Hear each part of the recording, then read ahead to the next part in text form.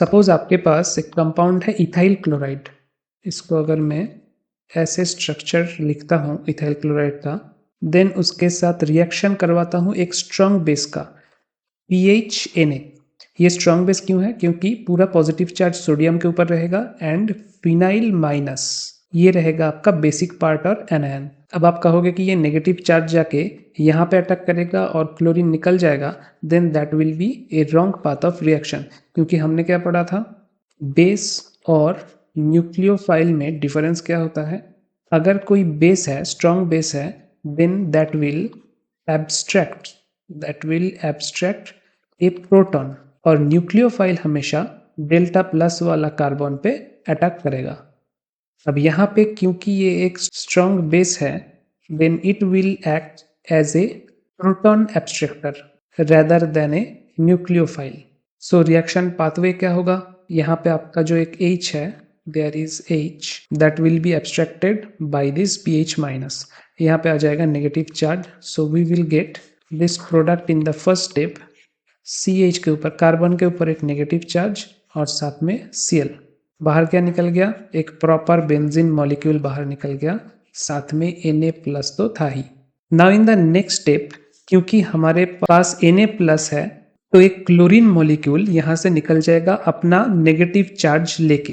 तो अब आप सोच के देखिए, ये नेगेटिव चार्ज अगर क्लोरीन के साथ चला जाएगा तो कार्बन के पास वैलेंसी कितना बचा, एक हाइड्रोजन और यहाँ पे एक मिथाइल ग्रुप।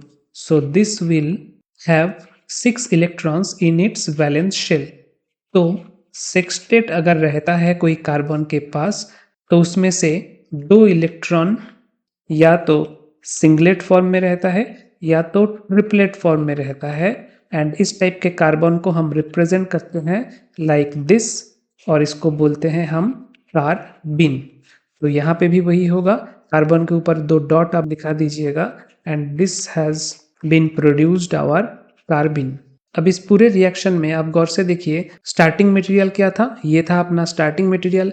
यहाँ पे हैलोजन के साथ जो ये कार्बन डायरेक्टली अटैच्ड है, इसको हम कौन सा कार्बन बोलेंगे, अल्फा कार्बन बोलेंगे, अल्फा पोजीशन में है। अल्फा कार्बन से फाइनली क्या रिलीज हुआ, यह है हमारा फाइनल प्रोडक्ट कार्बिन।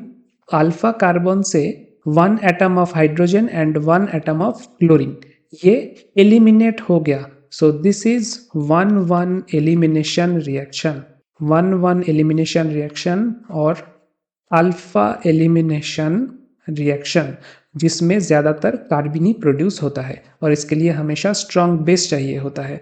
ऐसा और एक एग्जांपल क्या है अल्फा एलिमिनेशन का, सपोज CHCl3 है, इसके साथ हमने रिएक्शन करवाया KOH in heating condition.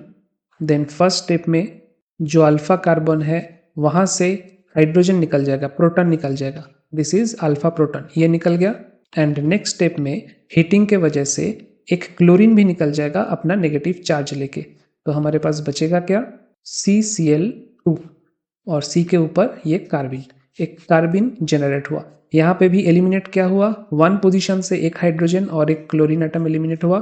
So this is also 1-1 elimination reaction या फिर अल्फा एलिमिनेशन रिएक्शन, जहाँ पे कार्बिन जनरेट होता है।